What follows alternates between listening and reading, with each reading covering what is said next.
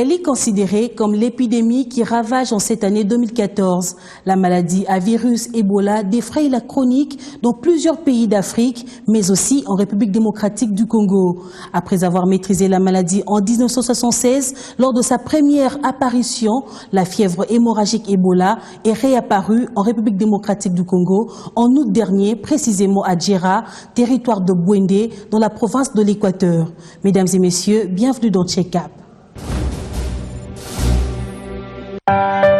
La maladie à virus Ebola n'a pas épargné la République démocratique du Congo. Détecté le 24 août dernier, le pays a déjà enregistré 68 cas notifiés, 41 décès et 27 personnes sont guéries de cette maladie tout récemment. Le gouvernement de la République démocratique du Congo a directement pris les choses en main avec des moyens conséquents pour une bonne prise en charge. La maladie est maîtrisée et aucun cas positif n'a été détecté en dehors du secteur de Djera dans la province de l'Équateur. Bien que le pays maîtrise la maladie, étant donné qu'elle est à sa 7e apparition, le respect strict de règles d'hygiène s'impose toujours. La maladie se transmet d'une personne malade à une autre. Il faut pour ce faire éviter les contacts avec le sang, les urines, le sperme, les vomissements, les selles, la sueur, la salive et même les sécrétions vaginales d'une personne malade. Cette maladie se manifeste par une montée brutale de la fièvre, de fatigues intenses, la diarrhée, les maux de tête, le manque d'appétit et même une éruption cutanée. Cependant, la prévention reste le seul moyen efficace pour lutter contre Ebola.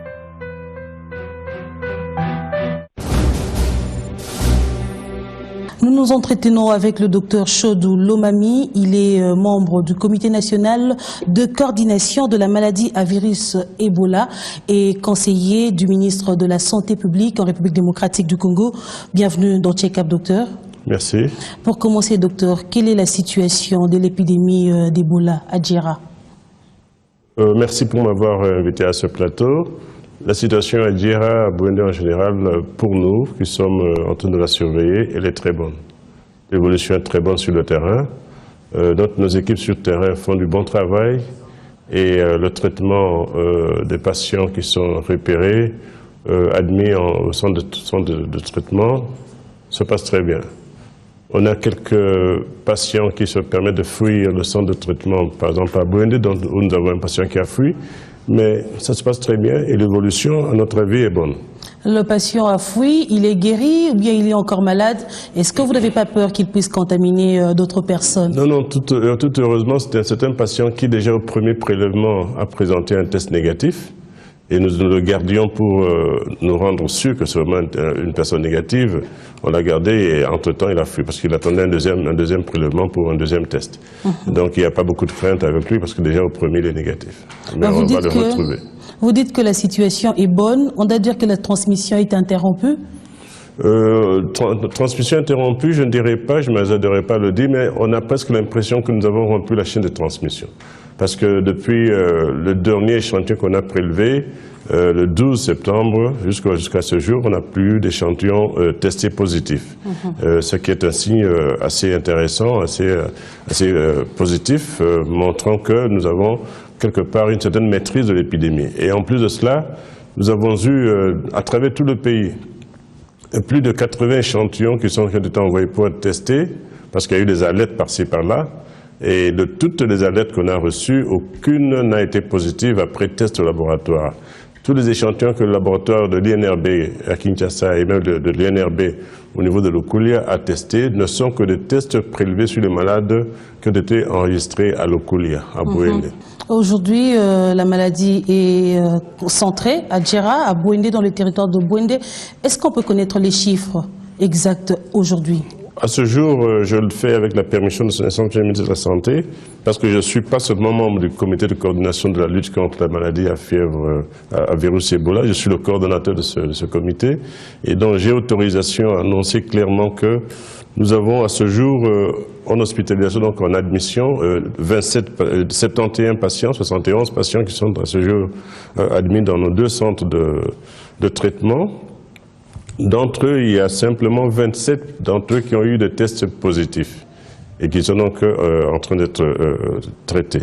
Il y a 26 qui sont des cas probables, mais que nous retenons quand même parce qu'ils peuvent être le point de départ d'une certaine propagation. Et 27 cas qui sont admis sont des cas suspects, que nous traitons dans des différents compartiments, évidemment, pour éviter qu'entre eux il y ait transmission. Et en termes de décès, quel est le chiffre aujourd'hui? En termes de décès, nous avons aussi une bonne évolution. Vous vous rappellerez que nous sommes partis des décès confirmés au 30 août de 7 décès confirmés, c'est-à-dire des décès survenus après un test positif au laboratoire. Et à ce jour, nous avons 14 décès qui nous avons enregistrés, confirmés, et nous avons 26 décès qui seraient probablement liés à Ebola, à ce jour-ci. Je dis positif parce que c'est un signe que nous travaillons bien et que nous parvenons à collecter tous les cas dans le secteur de Djera et dans le territoire de Bouendé qui s'apparenteraient à Ebola. Tous ces cas sont testés et tous ces cas nous donnent de la matière où on peut repérer les cas Ebola. C'est donc une preuve que les épidémiologistes qui sont sur le terrain abattent un travail de titan et ramènent au centre de santé tous les cas probables pour que tout ceci soit, évidemment ces cas soient testés et que les malades soient retenus pour éviter qu'ils propagent la maladie dans la cité. Docteur Lomami, en dehors de Djera, est-ce qu'on a-t-il déjà détecté un autre cas d'Ebola dans une autre province ou dans les environs de la province de l'Équateur? Non, je viens de le dire, non.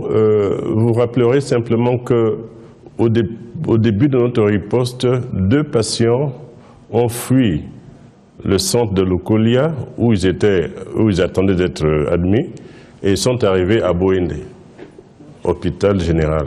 Malheureusement, à Bouendé, à l'hôpital général de Bouendé, un cas a fui avant d'être pris en charge. Il est allé dans la cité de Bouendé et un cas est décédé.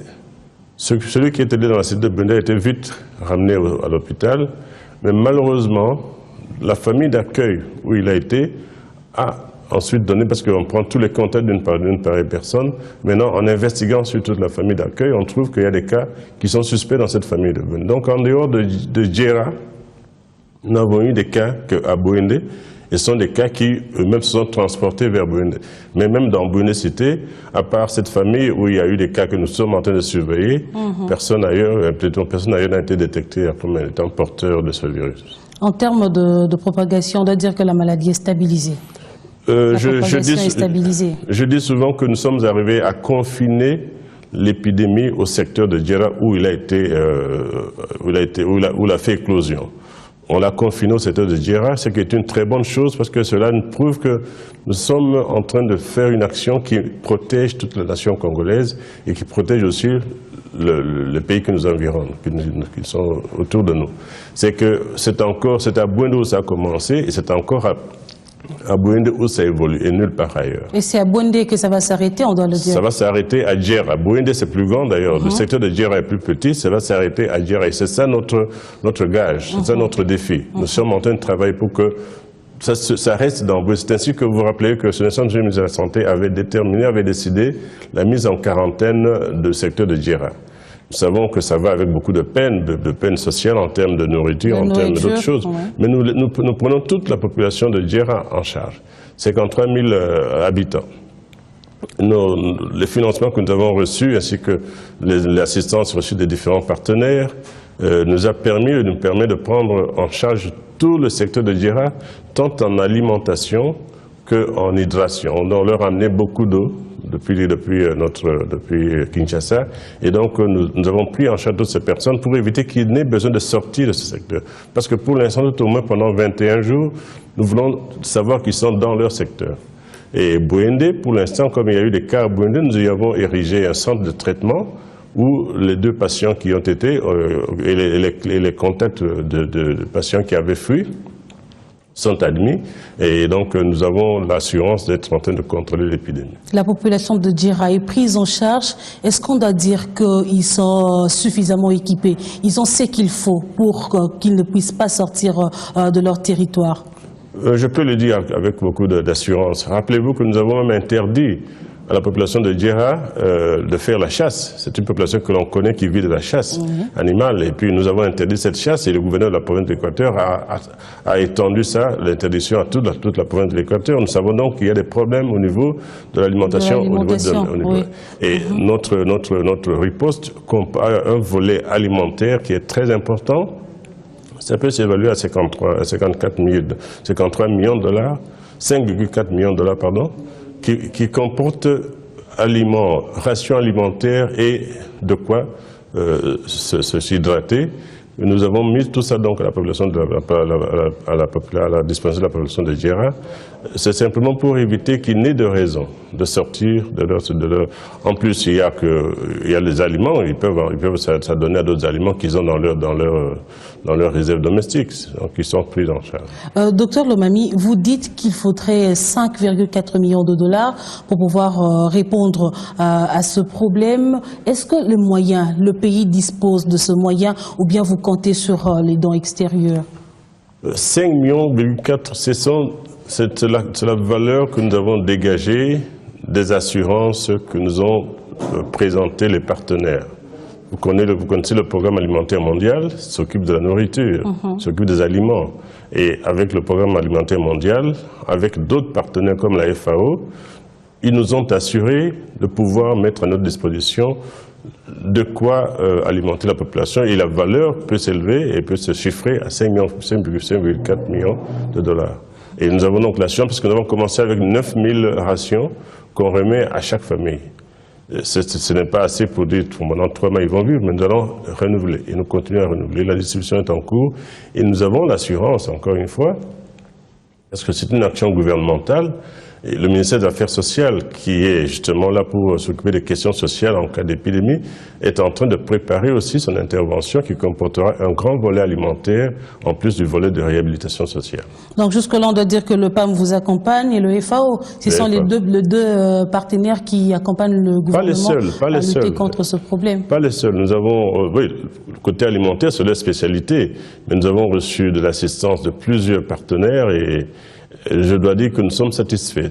Tout ce qu'il y a comme partenaire au développement, partenaire technique et financier ici au Congo, dans notre pays, est à côté de nous. Est-ce que la RDC pourrait compter sur le fonds du gouvernement américain pour pouvoir soulager ce problème? Écoutez, nous avons quelque part une certaine spécificité. Le Congo réagit à son épidémie de manière coordonnée, de manière organisée et d'une manière qui est très rassurante quant à son évolution. Ceci fait que, à mon avis, l'extérieur pense que nous suffisons. Avec nos partenaires qui sont ici et notre gouvernement, nous nous suffisons et que nous menons à bien la lutte contre cette épidémie la maladie à virus Ebola. Est-ce que le Congo aura accès aux fonds, par exemple, du gouvernement américain ou le fonds du gouvernement français? Ça, je n'ai pas encore d'indication, je ne suis pas qualifié pour le dire. Mais étant donné que nous avons la maladie qui maintenant est en train de mettre le feu dans la partie ouest de notre continent, nous devrions être considérés aussi, parce que c'est la même maladie. Quoique survenue concomitamment, sans lien avec la maladie au niveau de l'Afrique de l'Ouest, nous pensons que nous devons être éligibles à ces fonds parce que les problèmes sont les mêmes. Sauf que nous avons l'expertise, nous avons l'habitude, nous avons la connaissance, nous vivons avec Ebola, ça a commencé chez nous, nous la connaissons maintenant depuis 1976.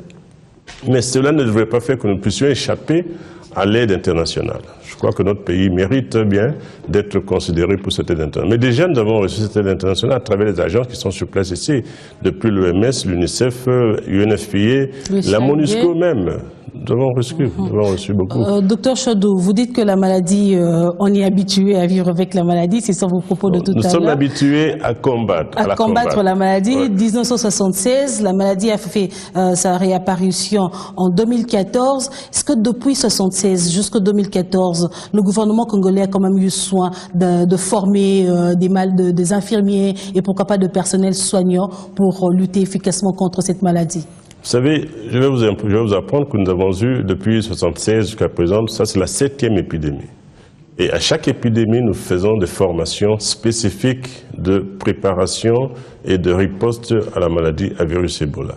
Simplement, il se fait que les agents formés ne restent pas souvent au même poste. Souvent, c'est souvent espacé de 2 ans, 3 ans, 4 ans, ça dépend. Et souvent, quand il y a épidémie, nous nous retrouvons à rechercher des experts qui peuvent venir aider à contrer la maladie là où elle a fait éclosion. Mais nous avons bien formé des gens et nous sommes, quand nous disons que nous pouvons nous occuper de notre maladie nous-mêmes, c'est que nous avons des épidémiologistes, nous avons des internistes chargés de contrôle de l'infection, nous avons des hygiénistes, nous avons des psychosociologues qui s'occupent de cela aussi, nous avons des logisticiens, tous dans le ministère de la Santé et au niveau des agences partenaires, nous avons tout ce personnel qualifié qui demande évidemment qu'il y ait coordination. Il y a cette coordination, nous l'assurons, tant au niveau de Kinshasa qu'au niveau du Comité international de coordination technique et scientifique à Bouende. Et donc, cette organisation que nous avons mise sur place a évité au Congo, notre pays, de connaître un peu, je m'excuse, le chaos qu'il y a en Afrique de l'Ouest. Ça, c'est un problème. Cette maladie, est-ce qu'elle peut s'arrêter d'elle-même ou bien il faudrait toujours la combattre? Si nous reprenons la genèse, ou si nous reprenons la transmission de la maladie, nous voyons qu'elle est naturellement présente chez les animaux sauvages. Et elle se transmet à l'homme souvent à travers des chasseurs qui se pensent fortunés parce qu'ils ont rencontré pendant leur travail une bête facile à attraper, ou une bête morte qu'elle se dit c'est Dieu qui donne. C'est souvent ces chasseurs-là qui ramènent cette viande facile qu'il a soit ramassée, soit facilement abattue, qui ramènent au village. Pendant les manipulations de dépiéçage et autres, ce monsieur se contamine, ou cette dame se contamine. Et c'est donc d'elle que maintenant la transmission interhumaine devient possible. Et vous verrez souvent que c'est du chasseur à sa femme, c'est de la femme à ses enfants ou à d'autres personnes de la communauté. Mais souvent dans la famille, parce que c'est une maladie qui va d'abord dans une certaine intimité, par des contacts fréquents ou réguliers que la personne malade contracte avec d'autres personnes. Mais pour pouvoir le combattre, est-ce qu'il y a-t-il un traitement efficace ou bien la maladie, au fur et à mesure qu'il y aura des décès, la maladie va finir par s'arrêter? Écoutez, quand vous êtes détecté précocement, quand vous êtes enregistré précocement, diagnostiqué et admis au centre de traitement, nous disons bien qu'il n'y a pas jusque-là un traitement précis, miracle contre Ebola. Mais tout malade détecté précocement et admis au centre de traitement est sujet à guérison. Parce que dans ce centre, il reçoit des traitements symptomatiques qui permettent beaucoup plus d'éviter qu'elle tombe en intoxication infectieuse. Parce que ce traitement prévient que des organes vitaux de ce patient puissent être affaiblis et même carrément détruits. Donc même sans médicaments miracles, sans médicaments spécifiques, les traitements aspécifiques, symptomatiques qu'on reçoit dans le centre de traitement, il y a aussi des médicaments pour vous aider à refaire votre immunité, il y a aussi des produits qu'on vous donne pour refaire un peu de force. Tout ce qu'on reçoit dans le centre de traitement est destiné à guérir le patient. Et vous savez que nous avons reçu un ordre de la part de son Excellence du Président de la République d'éviter à tout prix qu'il y ait des décès. Et nous avons toujours travaillé dans ce sens-là. Et donc, tout patient que nous trouvons dans la communauté, nous l'admettons pour faire en sorte que ce patient puisse être sauvé et puisse éviter de décéder. On le fait et on y arrive. On a de l'expérience. 1976, on a quand même pu arrêter la propagation de l'épidémie d'Ebola en RDC. Aujourd'hui encore, on en parle, mais on a appris nous avons appris, ça se parle, que les sangs d'une personne guérie d'Ebola peut également transfuser à une personne malade, peut le guérir de cette maladie. Est-ce que vous affirmez cela, docteur? Mais cela a été initié, cela a été fait dans des conditions, je peux dire, de guerre, pour la première fois ici au Congo, par notre professeur, notre cher aîné, le professeur Jean-Jacques Mouyemé. Donc c'est un Congolais qui s'est hasardé à penser et à le faire ici au pays. Mais maintenant, les produits, on va y arriver sans doute, les produits que les Américains utilisent maintenant au niveau de l'Afrique de l'Ouest ont comme principe de base ce même schéma. Nous avons commencé chez nous ici en 1995, en 1995 à Kikwit. Le professeur Mouyembe a fait cette technique tellement il était ébahi par la mortalité excessive que causait Ebola. Et il a pensé que une immunisation, on peut le dire, une transfusion de sang des personnes guéries d'Ebola peut servir d'anticorps ou d'antigène pour guérir ceux qui en souffrent. Malades, oui. Et il a fait l'expérience et il a sauvé déjà pendant cette épidémie-là. Et donc maintenant que nous avons appris qu'il y a le ZIPAM au niveau des Américains et au niveau de l'Amérique qui aide, parce que nous savons que ça peut effectivement aider, nous sommes en train de nous dire pourquoi pas continuer la même thérapie ici chez nous. Mais pour l'instant, nous avons d'ailleurs eu une grande conférence autour de cette procédure et beaucoup de personnes ont donné leur avis qu'on ne devait pas assister bras croisés devant les décès des compatriotes qui autrement auraient pu être sauvés. Et nous avons aussi fait à notre demande au niveau du gouvernement américain de recevoir les mêmes produits chez nous ici pour que nous puissions au besoin l'essayer au niveau des malades que nous avons dans le centre d'admission. Avez-vous déjà eu une réponse sur cette demande? Pas en ma connaissance, nous attendons, mais nous pensons certainement que si la production le permet, parce que même l'OMS a accepté que tous ces produits-là, même s'ils n'ont pas encore terminé le processus d'agréation par l'OMS, peuvent être utilisés parce que l'épidémie est tellement sévère au niveau de l'Afrique de l'Ouest que l'on ne peut pas se permettre de garder une connaissance qui pourrait arrêter cette mortalité, je dirais, sauvage, pour attendre que l'on ait agréé toutes les étapes de la production de ce produit pour dire qu'il peut être utilisé. Non, mais l'OMS a accepté qu'on puisse déjà utiliser tous ces produits, même expérimentaux, peuvent déjà être utilisés. Et nous avons fait la demande, on attend de voir si nous aurons ce produit chez nous. Mais déjà, la technique, nous la connaissons, mais nos moyens nous n'avons pas suffisamment de technologie pour arriver à la même qualité des produits finis que, par exemple, maintenant, la firme américaine propose aux patients Ebola au niveau de l'Afrique de l'Ouest. Mais la procédure naturelle peut être faite. Vous prenez le sang d'une personne qui en a souffert, vous transfusez à la personne qui en est malade, ça peut être fait sans problème. Mais cette procédure-là n'est pas encore faite pour cette épidémie actuellement en RDC. Je me rends personnellement à Boende, le Koulia, ce samedi. Je n'ai pas encore reçu de rapport. Je reçois des rapports chaque jour. Notre comité international de coordination technique et scientifique n'a pas encore rapporté avoir recouru à cette technique de transfusion de sang. Parce que, en fait, les personnes ayant souffert de Ebola dans les épidémies passées sont venus à Kinshasa dans mon bureau pour se déclarer volontaires, mais ils n'ont pas encore été transférés à Boende où ils doivent servir surtout à la sensibilisation de la communauté.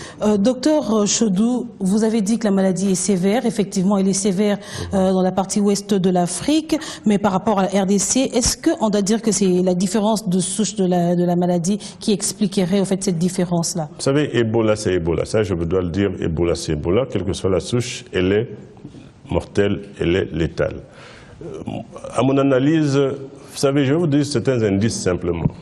Nous avions eu l'information sur la présence de ce virus au niveau de l'Okulia, et l'information s'est bien concrétisée, s'est bien matérialisée aux environs du 18. 17, 18, le 19, son Excellence le ministre de la Santé a dû partir sur le terrain directement, pendant qu'il n'y avait que de soupçons. Il est parti sur le terrain en mission d'exploration. Et ce qu'il a trouvé sur le terrain l'a amené à changer sa mission en mission d'intervention. Il a mis en place des mesures pour confiner, pour déjà combattre le phénomène qui était, parce qu'à ce moment-là, nous parlions d'une épidémie à fièvre d'origine inconnue. Vous voyez, on vous en informe. Le ministre national de la Santé descend directement et va même passer la nuit au-dessus des arbres parce qu'il devait revenir avec une information. Il prend des prélèvements, c'est alors qu'on a connu que c'est vraiment Ebola, on a affaire à Ebola ici. Ce que j'apprends en Afrique de l'Ouest, ça n'a pas été fait ainsi. Les autorités n'ont pas pris la chose au sérieux. Les foyers qui étaient déclarés n'ont pas reçu l'appui. Par exemple, je peux dire simplement l'appui nécessaire qu'une autorité nationale devrait apporter à cette épidémie, à ce foyer-là. Au point que le manque de coordination, le manque de supervision des activités de terrain a laissé les différentes équipes de terrain la liberté de faire ce qu'ils pouvaient faire. Et entre-temps, l'épidémie, elle, se propageait. Elle est devenue incontrôlable. C'est alors que, des semaines plus tard, je dis bien des semaines plus tard, ou si pas des mois plus tard, c'est alors que les autorités nationales s'intéressent et se disent il y a quelque chose, on doit y aller. Nous, on n'a pas connu ça ici. Et je pense que la différence qu'il y a ici, c'est que, en plus de notre expérience, en plus de notre savoir-faire de cette lutte, nous avons aussi une très très bonne gestion coordonnée, tant au niveau gouvernemental qu'au niveau du gouvernement et partenaires. Notre gestion est tellement bien coordonnée que on se sent dans l'obligation de vous rendre des résultats. Et ça donne des résultats positifs. Docteur Chodou Lomami, avant de chuter cet entretien, est-ce que vous pouvez nous dire ou même estimer dans combien de temps espère-t-on éradiquer complètement cette maladie de Djera? Là, j'aime bien toujours paraphraser son Excellence le ministre de la Santé publique, qui nous dit ce qu'il a eu comme ordre. Il a reçu de l'autorité suprême que nous devons finir cette épidémie, nous devons finir avec cette épidémie en 3 mois. Il a même parlé de 45 jours. Je pense que c'est pour être plus réaliste que nous avons dit 3 mois. Nous avons donc conçu une riposte à cette mesure-là. Dans les 3 mois, nous devons en avoir fini avec cette épidémie d'Ebola. Nous pouvons continuer au-delà, mais ça serait parce qu'il y a obligation dans la riposte contre Ebola de suivre le dernier cas pendant 21 jours. Donc, nous pouvons aller maintenant, là, nous avons fait toute une semaine sans nouveaux cas. Parce que le dernier cas testé positif l'a été le 12 septembre. Si nous allons au 3e mois et que un jour avant le 3e mois, on a un cas testé positif, nous sommes obligés de rallonger encore de 21 jours. Ouais. Mais nous travaillons dans la logique de nous débarrasser de cette épidémie dans 3 mois. Les moyens sont là et nous avons donc l'obligation de réussir. Docteur Chodou Lomami, merci d'avoir répondu à notre invitation. Vous êtes coordonnateur du Comité national de coordination de la maladie à virus Ebola. Et d'ailleurs, vous êtes en train de lutter contre cette maladie en République démocratique du Congo avec tous les partenaires qui vous accompagnent. Oui. Merci d'être venu sur le plateau de Check-up. C'est moi qui vous remercie, madame. Et dans 1001 questions santé, quelques règles d'hygiène à respecter afin d'éviter de contracter Ebola. Ces mesures se résument en plusieurs points, notamment le respect scrupuleux de règles d'hygiène, manger et boire propre, être propre, se laver les mains au savon avant de manger et après avoir été aux toilettes, éviter les voies de contamination, sueur, salive, sang, urine, sperme de sujets malades. Limiter les contacts avec les personnes suspectes et informer le service sanitaire habituel ou d'urgence immédiatement ou assurer la salubrité, désinfecter au chlore les toilettes publiques dans les mosquées, les églises, le marché, le bar, restaurants et hôtels, centres médicaux ou tout autre lieu public.